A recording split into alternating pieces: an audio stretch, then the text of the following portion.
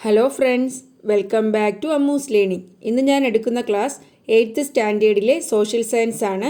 അതിലെ first chapter early human life, ആദ്യകാല മനുഷ്യജീവിതം. ഈ ചാപ്റ്ററിൽ നിന്നുള്ള സെക്കൻഡ് പാർട്ടാണ്. ഫസ്റ്റ് പാർട്ടിൻ്റെ ലിങ്ക് ഞാൻ ഡിസ്ക്രിപ്ഷൻ ബോക്സിൽ കൊടുക്കാം. കാണാത്തവർ അതുകൂടി കാണുക. കഴിഞ്ഞ ക്ലാസ്സിൽ നമ്മൾ പഠിച്ചത് മനുഷ്യൻ കല്ലുകൊണ്ടുള്ള ആയുധങ്ങളും ഉപകരണങ്ങളും ഉപയോഗിച്ചിരുന്ന കാലഘട്ടത്തെ സ്റ്റോൺ ഏജ്, ശിലായുഗം എന്ന് വിളിക്കുന്നു.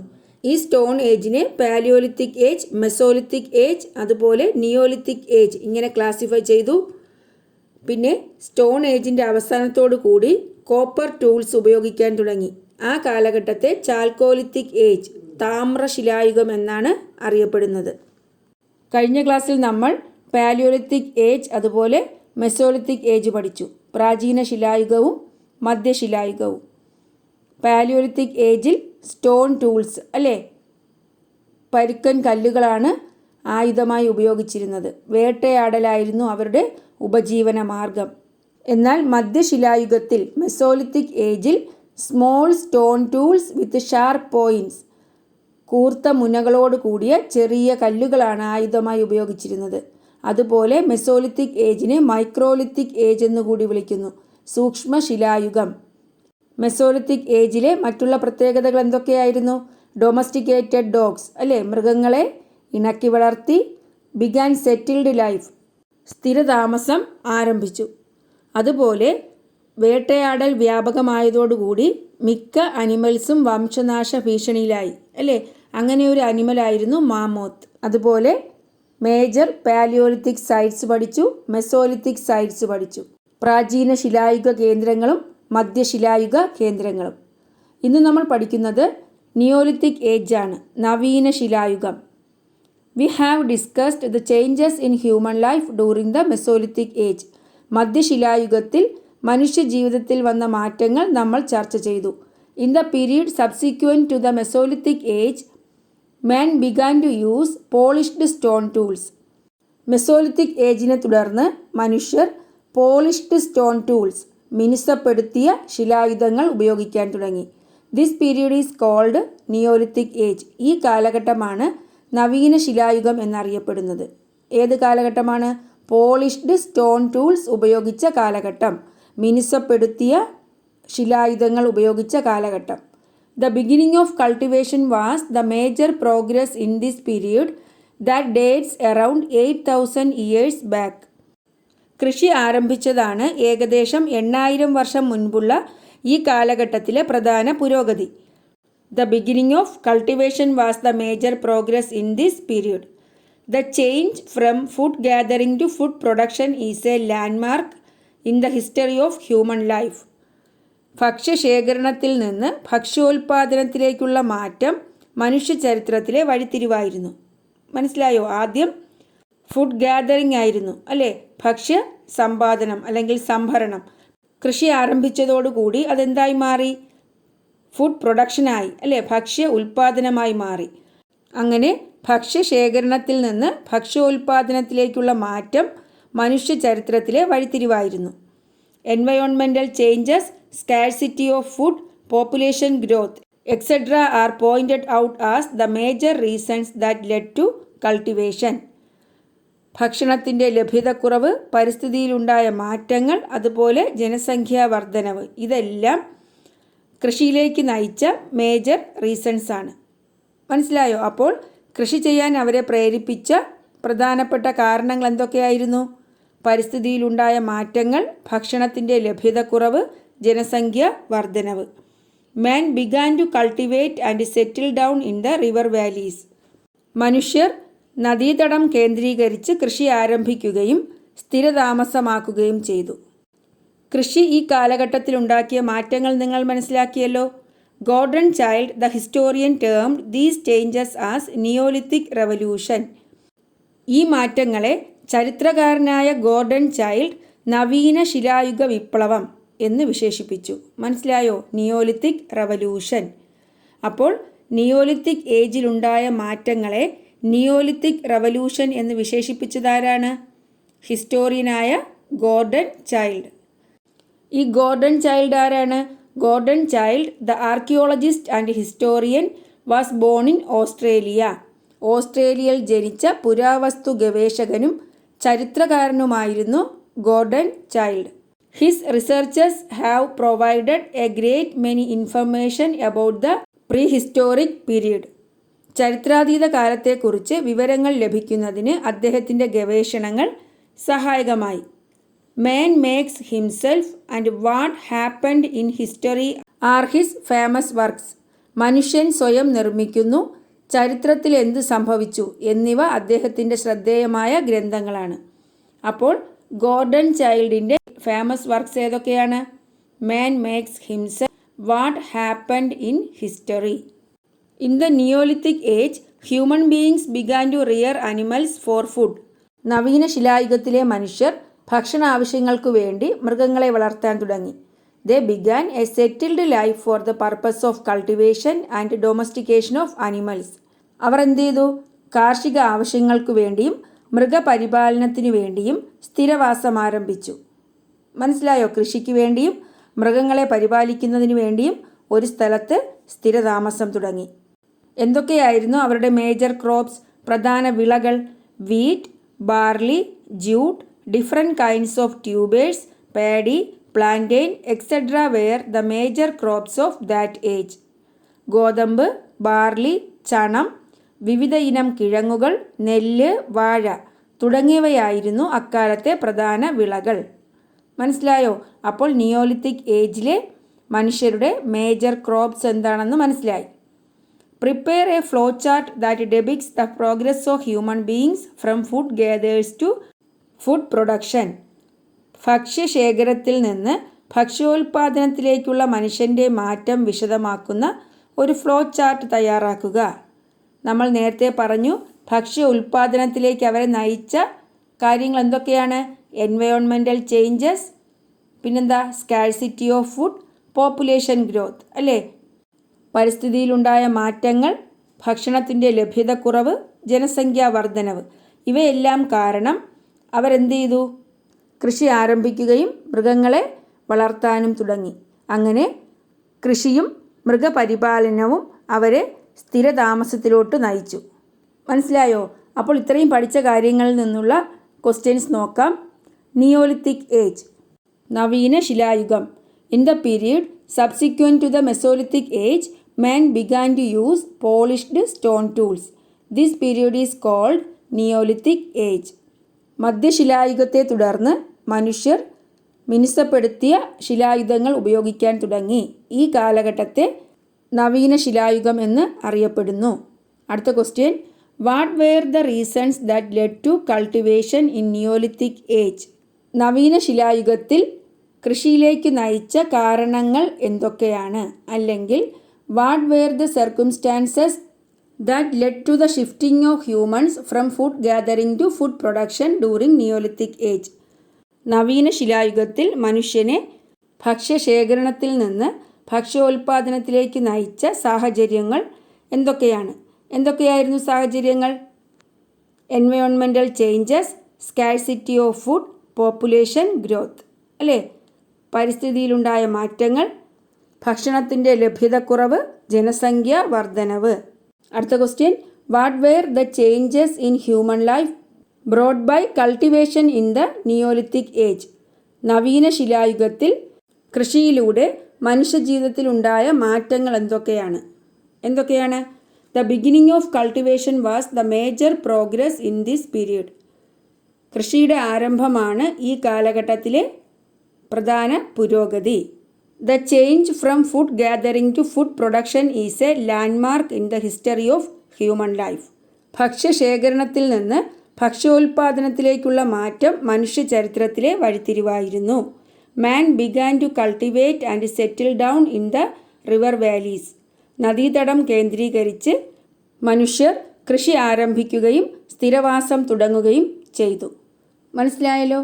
Prepare a flow chart that depicts the progress of human beings from food gatherers to food producers.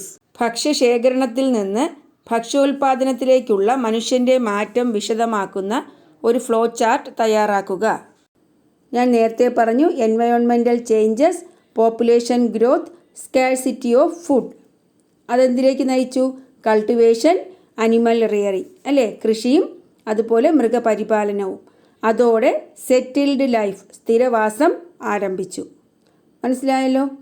What were the major crops of neolithic age? മധ്യശിലായുഗത്തിലെ പ്രധാന വിളകൾ ഏതൊക്കെയായിരുന്നു? Wheat, barley, jute, different kinds of tubers, paddy, plantain etcetera were the major crops of that age. ഗോതമ്പ്, barley, ചണം, വിവിധ ഇനം കിഴങ്ങുകൾ, നെല്ല്, വാഴ. മനസ്സിലായോ? എങ്കിൽ നമുക്ക് ബാക്കി പഠിക്കാം. ഈ പിക്ചർ നോക്കൂ. Cave paintings. Edakkal cave, Edakkal ഗുഹാക്ഷേത്രങ്ങളിലെ ഗുഹാചിത്രങ്ങളാണ് കൊടുത്തിരിക്കുന്നത്. Have you heard of the Edakkal caves? ഇടയ്ക്കൽ ഗുഹയെക്കുറിച്ച് നിങ്ങൾ കേട്ടിട്ടില്ലേ? എവിടെയാണ് അത് സ്ഥിതി ചെയ്യുന്നത്? കേരളത്തിലെ പ്രധാന നവീന ശിലായുഗ കേന്ദ്രമായിരുന്നു ഇടയ്ക്കൽ. എവിടെയാണ് അത് സ്ഥിതി ചെയ്യുന്നത്? It is located in Wayanad. വയനാടാണ് ഇടയ്ക്കൽ ഗുഹ സ്ഥിതി ചെയ്യുന്നത്. ഇനി ഈ പിക്ചർ നോക്കൂ. Observe the given pictures. What all can you identify? ഈ പിക്ചറിൽ നിന്നും നമുക്ക് എന്തൊക്കെയാണ് ഐഡൻറ്റിഫൈ ചെയ്യാൻ കഴിയുന്നത്? എ വീൽഡ് കാർട്ട്, ചക്രങ്ങളുള്ള വണ്ടി, അതുപോലെ ഫിഗേഴ്സ് ഓഫ് ഹ്യൂമൻസ്, മനുഷ്യരുടെ ചിത്രങ്ങൾ, ജിയോമെട്രിക്കൽ ഫിഗേഴ്സ്, ജാമിതീയ രൂപങ്ങൾ. ഇതൊക്കെയാണ് നമുക്ക് ഈ പിക്ചറിൽ നിന്നും മനസ്സിലാക്കാൻ കഴിയുന്നത്. In those days wheels were used to carry goods from one place to another. സാധനങ്ങൾ ഒരു സ്ഥലത്ത് നിന്നും മറ്റൊരു സ്ഥലത്തേക്ക് കൊണ്ടുപോകുന്നതിന് അക്കാലത്ത് ചക്രങ്ങൾ ഉപയോഗിച്ചു. The development of cultivation and permanent settlement led to a collective life. കൃഷിയുടെ വികാസം, സ്ഥിരവാസം തുടങ്ങിയവ കൂട്ടായ ജീവിതത്തിന് വഴിതെളിയിച്ചു. മനസ്സിലായോ? അപ്പോൾ ചക്രങ്ങളുടെ കണ്ടുപിടുത്തം അവരെ സാധനങ്ങൾ ഒരു സ്ഥലത്ത് നിന്നും മറ്റൊരു സ്ഥലത്തേക്ക് കൊണ്ടുപോകുന്നതിന് സഹായിച്ചു. കൃഷിയും അതുപോലെ പെർമനൻറ്റ് സെറ്റിൽമെൻറ്റും കൂട്ടായ ജീവിതത്തിന് വഴിതെളിയിച്ചു. From the picture given below identify the technological progress attained in the Neolithic age and find out the fields in which the people were proficient. Conduct a discussion. നവീന ശിലായുഗത്തിലെ സാങ്കേതിക നേട്ടങ്ങൾ താഴെയുള്ള ചിത്രത്തിൽ നിന്നും കണ്ടെത്തി ഏതെല്ലാം മേഖലകളിൽ അക്കാലത്തെ ജനങ്ങൾ വൈദഗ്ധ്യം നേടിയിരുന്നു എന്ന് ചർച്ച ചെയ്യൂ. എന്താണ് സാങ്കേതിക നേട്ടങ്ങൾ? ഏതൊക്കെയാണ്? ഒന്നാമത്തേത്, wooden handled stone axes and sickles were used. തടി കൊണ്ടുള്ള പിടിയിട്ട കൽക്കോടാലികളും കല്ലുകൊണ്ടുള്ള അരിവാളുകളും ഉപയോഗിച്ചു. Wooden wheels were used for making pottery. മൺപാത്ര നിർമ്മാണത്തിന് തടി കൊണ്ടുള്ള ചക്രങ്ങൾ ഉപയോഗിച്ചു. Ornaments were made of stone, wood and bone. കല്ല്, തടി, എല്ല് ഇവ കൊണ്ട് ആഭരണങ്ങൾ നിർമ്മിച്ചു. Harpoons and fishing hooks were used for fishing. ചൂണ്ടയും ചാട്ടുളിയും ഉപയോഗിച്ച് മീൻ പിടിച്ചു. Sharpened and polished stone tools were used. മുനയുള്ള മിനുസപ്പെടുത്തിയ ശിലായുധങ്ങൾ ഉപയോഗിച്ചു. Made pots of clay. കളിമൺ പാത്രങ്ങൾ നിർമ്മിച്ചു. Rafts were used for water transportation. ജലയാത്രകൾ നടത്തുന്നതിന് ചങ്ങാടങ്ങൾ ഉപയോഗിച്ചു. Ploughshare and spade were made of wood. തടി കൊണ്ടുള്ള കലപ്പയും തൂമ്പയും നിർമ്മിച്ചു. Clothes woven out of jute fibres were sewn using needles fashioned from bones. എല്ലുകൊണ്ട് നിർമ്മിച്ച സൂചി ഉപയോഗിച്ച് ചണനാരുകൾ കൊണ്ട് വസ്ത്രം നെയ്തു. മനസ്സിലായോ? അപ്പോൾ ഇത്രയും കാര്യങ്ങൾ നവീന ശിലായുഗത്തിലെ ടെക്നോളജിക്കൽ പ്രോഗ്രസ് ആണ്, സാങ്കേതിക നേട്ടങ്ങൾ. ഇനി ഈ പറഞ്ഞ ഓരോ ടെക്നോളജിക്കൽ പ്രോഗ്രസ്സും ഏത് ഫീൽഡുമായി ബന്ധപ്പെട്ടതാണ്, ഏത് മേഖലയുമായി ബന്ധപ്പെട്ടതാണെന്ന് എഴുതാനാണ്. ഒന്നാമത്തെ ഫീൽഡ് ടൂൾസ് ആണ്, ഉപകരണങ്ങൾ ഉണ്ടാക്കുന്ന സാങ്കേതിക വിദ്യ അല്ലേ?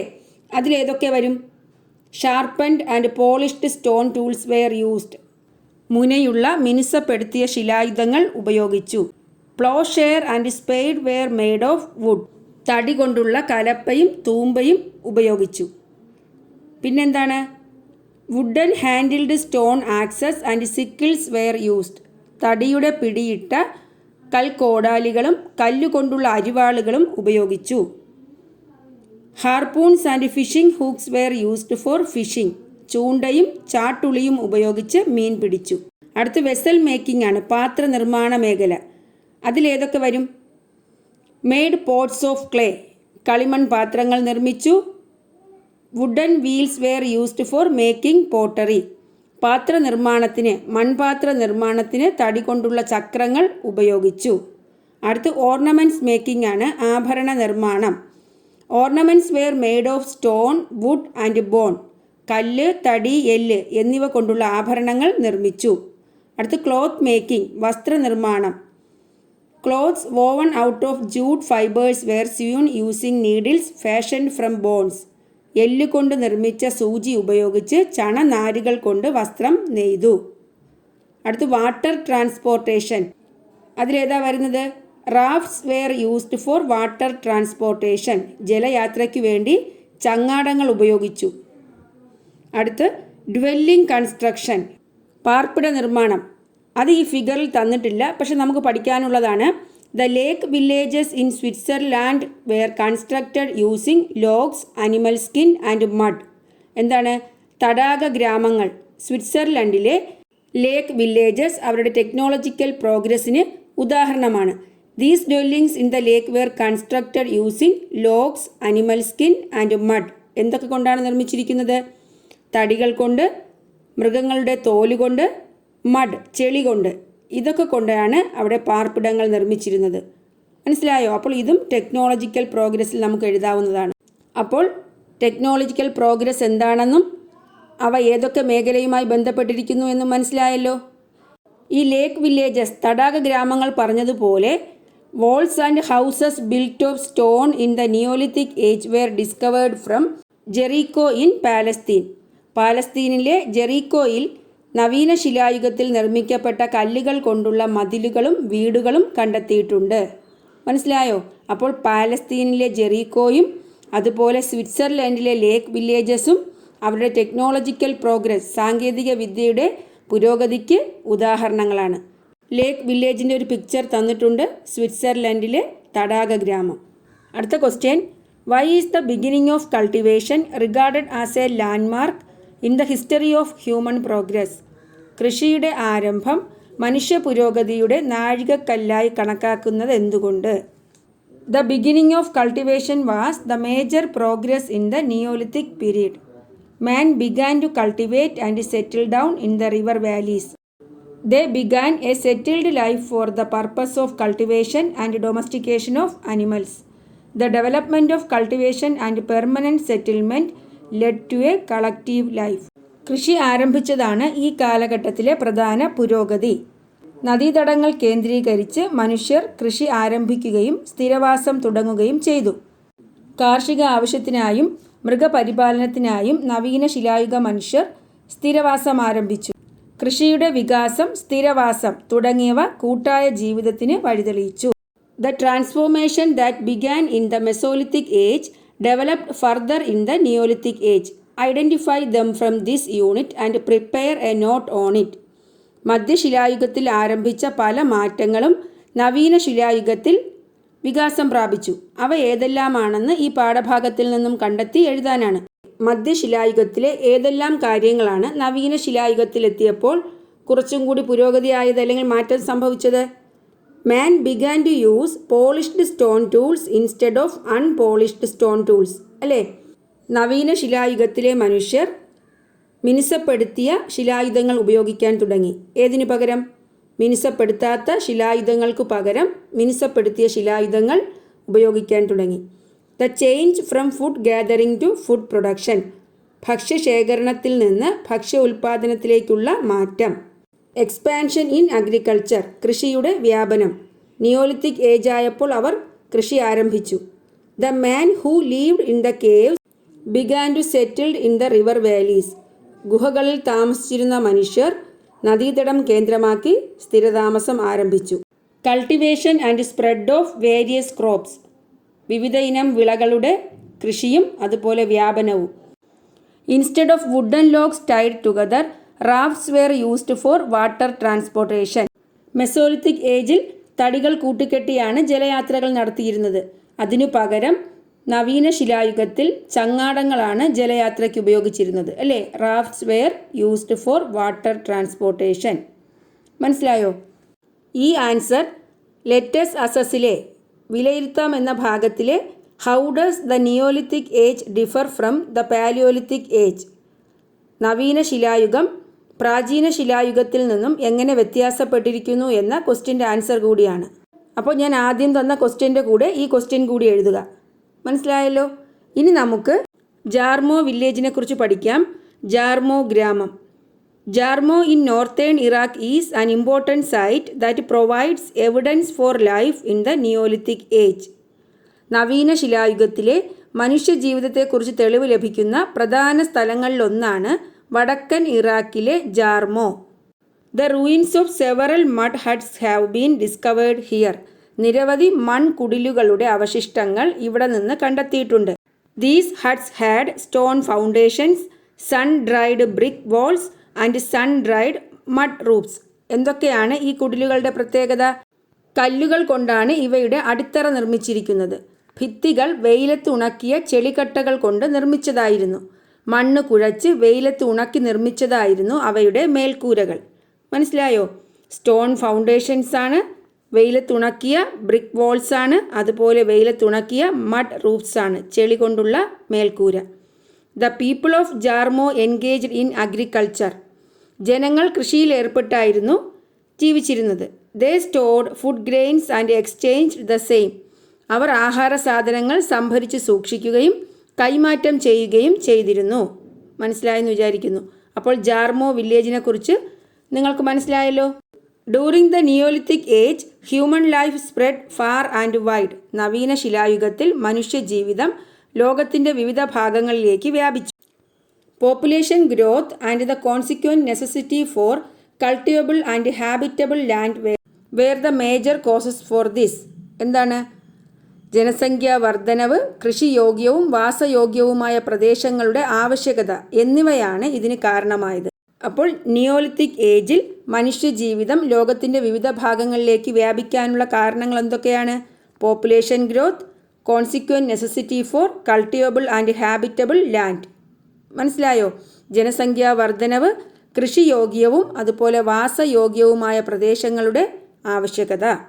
Water transportation facilitated the migration to different parts of the world. ജലഗതാഗതമാണ് വിവിധ പ്രദേശങ്ങളിലേക്കുള്ള കുടിയേറ്റത്തിന് സഹായകമായത്. മനസ്സിലായോ? ജലഗതാഗതം ജനങ്ങളെ ലോകത്തിൻ്റെ വിവിധ ഭാഗങ്ങളിലേക്ക് കുടിയേറാൻ സഹായിച്ചു. During the Neolithic age human life spread far and wide. Why? നവീന ശിലായുഗത്തിൽ മനുഷ്യജീവിതം ലോകത്തിൻ്റെ വിവിധ ഭാഗങ്ങളിലേക്ക് വ്യാപിച്ചു. കാരണമെന്ത്?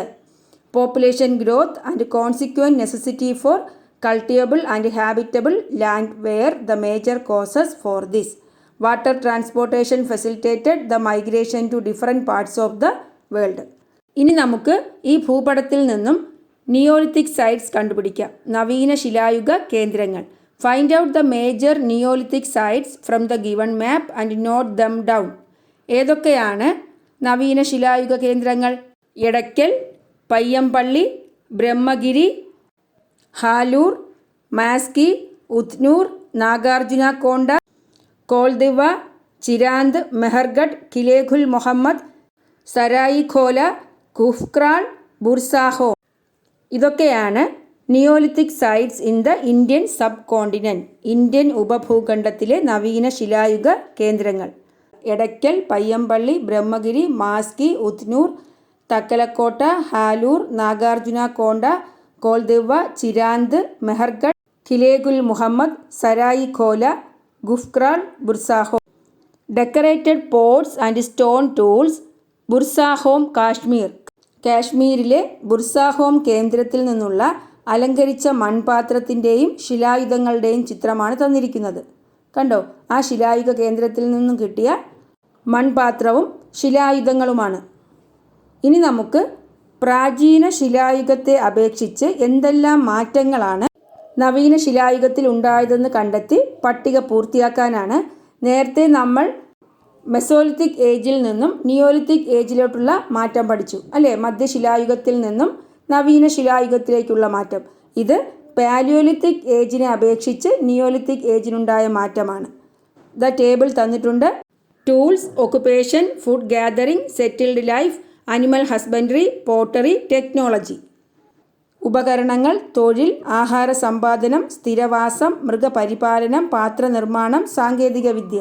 ഇവ ഓരോന്നും പ്രാചീന ശിലായുഗത്തിലും നവീന ശിലായുഗത്തിലും എങ്ങനെയായിരുന്നു? ടൂൾസ് നോക്കാം. ഉപകരണങ്ങൾ. റഫ് സ്റ്റോൺസ് ആണ് പാലിയോലിത്തിക് ഏജിൽ ഉണ്ടായിരുന്നത്, പരുക്കൻ കല്ലുകൾ. എന്നാൽ നിയോലിത്തിക് ഏജിൽ പോളിഷ്ഡ് സ്റ്റോൺസ്, അല്ലേ, മിനുസപ്പെടുത്തിയ കല്ലുകൾ. അടുത്ത ഒക്കുപേഷനാണ് തൊഴിൽ. പാലിയോലിത്തിക് ഏജിലെ തൊഴിൽ എന്തായിരുന്നു? ഹണ്ടിങ്, വേട്ടയാടൽ. നിയോലിത്തിക് ഏജിൽ കൾട്ടിവേഷൻ, അനിമൽ റിയറിങ്, കൃഷി, അതുപോലെ മൃഗപരിപാലനം.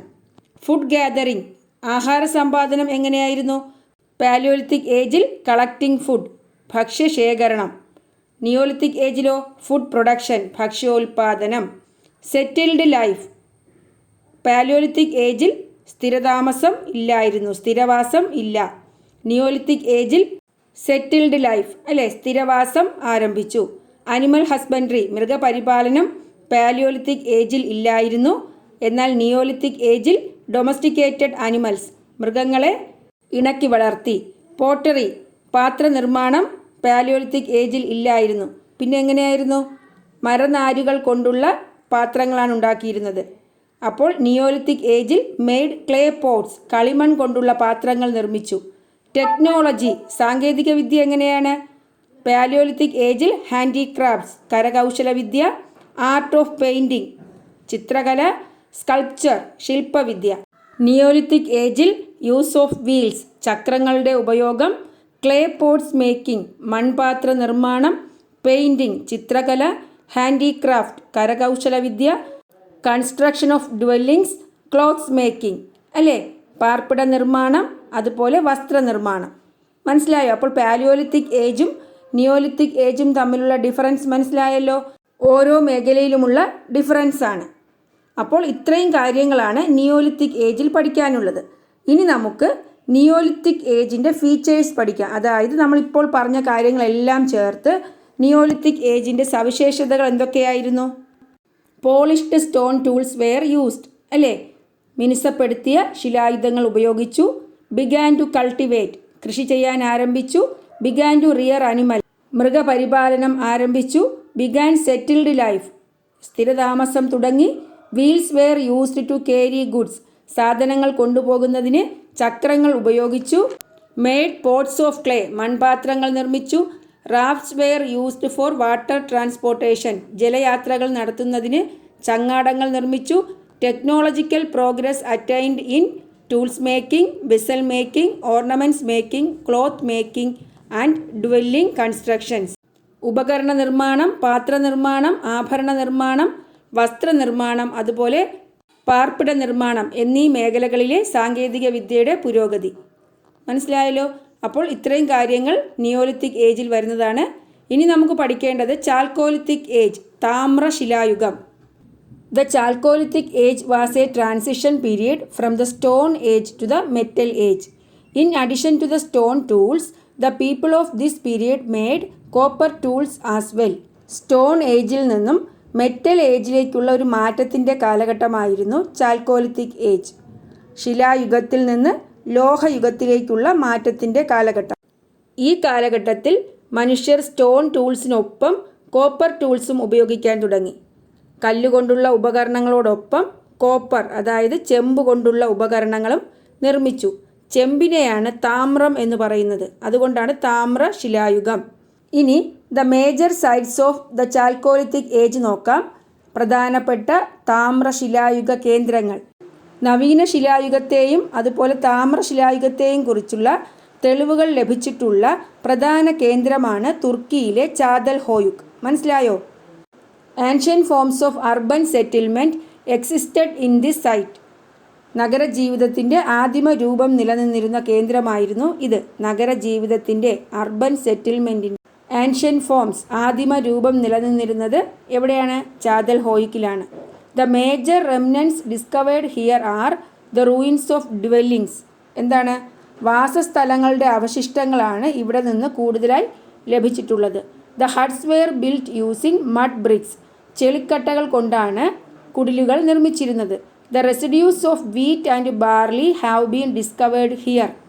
ബാർലിയുടെയും ഗോതമ്പിൻ്റെയും അവശിഷ്ടങ്ങൾ ഇവിടെ നിന്ന് കണ്ടെടുത്തിട്ടുണ്ട്. Pictures were drawn on the walls of huts. കുടിലുകളുടെ ചുമരുകളിൽ ചിത്രങ്ങൾ വരച്ചിരുന്നു. Excavations are still in progress in this extensive and ancient site. ഏറെ പുരാതനവും വിസ്തൃതവുമായ ഈ കേന്ദ്രത്തിൽ ഇപ്പോഴും ഉത്ഖനനം നടക്കുന്നുണ്ട്. എക്സ്കവേഷൻസ്, ഉത്ഖനനം. അപ്പോൾ ചാൽക്കോലിത്തിക് ഏജിനെ പറ്റി എന്തൊക്കെ മനസ്സിലായി? സ്റ്റോൺ ടൂൾസിനോടൊപ്പം കോപ്പർ ടൂൾസും ഉപയോഗിച്ച കാലഘട്ടമാണ്. പ്രധാനപ്പെട്ട ചാൽക്കോലിത്തിക് ഏജ് സൈറ്റാണ് ചാദൽ ഹോയുക് ഇൻ ടർക്കി. അതുപോലെ ancient forms of urban settlement ഇവിടെ നിലനിന്നിരുന്നു. പിന്നെന്താണ്? കെട്ടിടങ്ങളുടെ അവശിഷ്ടങ്ങളാണ് കൂടുതലും ഇവിടെ നിന്ന് കിട്ടിയിരുന്നത്. Huts were built using mud bricks. ചെളിക്കട്ടകൾ കൊണ്ടുള്ള കുടിലുകളായിരുന്നു. വീറ്റ്, ബാർലി ഇവയുടെ അവശിഷ്ടങ്ങൾ കണ്ടുകിട്ടി. പിന്നെ pictures were drawn on the walls of huts അല്ലേ. What evidence of the Chalcolithic age have been discovered from Catalhoyuk. Discuss. താമ്രശിലായുഗത്തെ സംബന്ധിച്ച എന്തെല്ലാം തെളിവുകളാണ് ചാദൽ ഹോയുക്കിൽ നിന്ന് ലഭിക്കുന്നത്? ചർച്ച ചെയ്യൂ. നമ്മളിപ്പോൾ പറഞ്ഞ ആൻസറാണ്. Ancient forms of urban settlement existed in this site. The major remnants discovered here are the ruins of dwellings. The huts were built using mud bricks. The residues of wheat and barley have been discovered here. Pictures were drawn on the walls of huts. മനസ്സിലായോ? അടുത്ത്, there are several places in the Indian subcontinent from where the features of the Chalcolithic age have been excavated. Read the given map and list them. താമ്രശിലായുഗത്തിൻ്റെ സവിശേഷതകൾ കണ്ടെത്തിയ നിരവധി പ്രദേശങ്ങൾ Indian ഉപഭൂഖണ്ഡത്തിലുണ്ട്. ഭൂപടത്തിൽ നിന്നും അവ കണ്ടെത്തി എഴുതുക. എന്താണ്? Chalcolithic age സൈറ്റാണ്. താമ്രശിലായുഗ കേന്ദ്രങ്ങളാണ്. ഏതൊക്കെ എഴുതാം? ദാ മേപ്പ് നോക്കൂ. ഏതൊക്കെയാണ്? മെഹർഗഡ്, ഗിലുണ്ട്, ബാലതൽ, അഹാർ, കായിദ, ഇറാൻ, ചിരാന്ത്, നവദാതോലി, ദൈമാബാദ്, ജോർവെ, ചന്ദോളി. മനസ്സിലായോ? അപ്പോൾ ഏതൊക്കെയാണ് Chalcolithic age sites? Mehrgarh, Gilund, Balathal, Ahar, Iran, Chirand, Kayatha, Navdatoli, Daimabad, Jorwe, Chandoli. അതുപോലെ ഇന്ത്യൻ ഉപഭൂഖണ്ഡത്തിലെ പ്രധാന താമ്രശിലായുഗ കേന്ദ്രമാണ് ബലൂചിസ്ഥാനിലെ Mehrgarh. Mehrgarh in Balochistan is a major Chalcolithic site in the Indian subcontinent. Wheat and barley were cultivated there. ഗോതമ്പും ബാർലിയുമാണ് അവിടെ കൃഷി ചെയ്തിരുന്നത്. Houses with ovens were built of mud bricks. അടുപ്പുകളോടുകൂടിയ വീടുകൾ ചെളിക്കട്ട കൊണ്ടാണ് നിർമ്മിച്ചിരുന്നത്. The evidence for the use of the potter's wheel has also been discovered from here. മൺപാത്ര നിർമ്മാണത്തിന് ചക്രം ഉപയോഗിച്ചിരുന്നതിനും അവിടെ നിന്ന് തെളിവുകൾ ലഭിച്ചിട്ടുണ്ട്. പോട്ടേഴ്സ് വീൽ, മൺപാത്ര നിർമ്മാണത്തിന് ചക്രം ഉപയോഗിച്ചിരുന്നു. അപ്പോൾ മെഹർഗഡ് ആണ് പ്രധാനപ്പെട്ട ചാൽക്കോലിത്തിക് സൈറ്റ്. എവിടെയാണ്? ബലൂചിസ്ഥാൻ. അതിൻ്റെ പ്രത്യേകത എന്താണ്? Mehrgarh in Balochistan is a major Chalcolithic site in the Indian subcontinent. Wheat and barley were cultivated there. Houses with ovens were built of mud bricks. The evidence for the use of the potter's wheel has also been discovered from here. The clay pot കണ്ടല്ലോ, കളിമൺ പാത്രമാണ് മെഹർഗഡിൽ നിന്നും കിട്ടിയത്. Which are the fields the Chalcolithic human life attained progress in. താമ്രശിലായുഗ മനുഷ്യ ജീവിതം ഏതെല്ലാം മേഖലകളിലാണ് പുരോഗതി കൈവരിച്ചത്? Agriculture, transportation, making of hut, making of tools, metal technology അല്ലേ. കൃഷി, ഗതാഗതം, കുടിലുകളുടെ നിർമ്മാണം, അതുപോലെ ഉപകരണ നിർമ്മാണം, മെറ്റൽ ടെക്നോളജി, ലോഹ സാങ്കേതിക വിദ്യ. മനസ്സിലായോ? പുറത്ത് നല്ല മഴ പെയ്യുന്നുണ്ട്, അതുകൊണ്ട് തന്നെ അതിൻ്റേതായ ഡിസ്റ്റർബൻസ് നിങ്ങൾക്കുണ്ടാകും. അപ്പോൾ എന്തെങ്കിലും ബുദ്ധിമുട്ടുണ്ടെങ്കിൽ ക്ഷമിക്കുക. അപ്പോൾ ഫീച്ചേഴ്സ് ഓഫ് ചാൽക്കോലിത്തിക് ഏജ് പഠിക്കാം. നമ്മൾ ഇത്രയും പറഞ്ഞ കാര്യങ്ങളിൽ നിന്നും താമ്രശിലായുഗത്തിലെ സവിശേഷതകൾ. Stone and copper tools were used. Transition from the stone age to the metal age അല്ലേ. ശിലായുഗത്തിൽ നിന്നും ലോഹയുഗത്തിലേക്കുള്ള ഒരു മാറ്റം. The huts were built using mud bricks. The pictures were drawn on the walls of huts. Wheat and barley were cultivated. Use of potter's wheel. അങ്ങനെ ആദ്യകാലത്തെ മനുഷ്യൻ stone tools ഉപയോഗിച്ചിരുന്നു. അവരുടെ ആവശ്യങ്ങൾക്കനുസരിച്ച് അവർ ആ സ്റ്റോൺ ടൂൾസിൽ മാറ്റങ്ങൾ വരുത്തി അല്ലേ, ഇംപ്രൂവ്മെൻ്റ് ഉണ്ടാക്കി. ഇംപ്രൂവ്ഡ് ടൂൾസ് ഉപയോഗിക്കാൻ തുടങ്ങി. കുറച്ചുകൂടി മെച്ചപ്പെട്ട ടൂൾസാക്കി മാറ്റി. ഇത് അവരുടെ സോഷ്യൽ ലൈഫിൽ ഒരുപാട് പുരോഗതി കൊണ്ടുവന്നു. This led to the invention of metal tools. ഇത് ലോഹ ഉപകരണങ്ങൾ കണ്ടുപിടിക്കാൻ അവരെ സഹായിച്ചു. അങ്ങനെ സ്റ്റോൺ ടൂൾസിൽ നിന്നും മെറ്റൽ ടൂൾസിലേക്ക് വന്ന കാലഘട്ടങ്ങളെക്കുറിച്ചാണ് നമ്മൾ ഈ ചാപ്റ്ററിൽ പഠിച്ചത്. മനസ്സിലായല്ലോ? അപ്പോൾ നമ്മൾ ഈ ചാപ്റ്ററിൽ പഠിച്ചതെല്ലാം കൂടി ചേർത്തൊരു ടേബിൾ തന്നിട്ടുണ്ട്. Stone age, Palaeolithic age, Mesolithic age, Neolithic age, Chalcolithic age. Palaeolithic age crude stone tools, പരുക്കൻ ശിലായുധങ്ങൾ. കേന്ദ്രങ്ങൾ Bhimbetka, Altamira, Chauvet, Lascaux. Mesolithic age micro stone tools, Bagor, Adamgarh. Neolithic age polished stone tools, Edakkal, Jericho. Chalcolithic age stone and copper tools, Mehrgarh, Catalhoyuk. അപ്പോൾ ഈ chapter complete ആയി. ഇനി let's assess ഉണ്ട്, വിലയിരുത്താം എന്ന ഭാഗം. അത് ഞാൻ വേറൊരു പാർട്ടായിട്ടിടാം, കാരണം വീഡിയോ ലെങ്തിയായി. അപ്പോൾ നിങ്ങൾക്ക് എൻ്റെ ക്ലാസ് ഇഷ്ടപ്പെട്ടു എങ്കിൽ നിങ്ങൾ എൻ്റെ ചാനൽ സബ്സ്ക്രൈബ് ചെയ്യുക, നിങ്ങളുടെ ഫ്രണ്ട്സിനൊക്കെ ഷെയർ ചെയ്യുക. Thanks for watching Ammu's learning.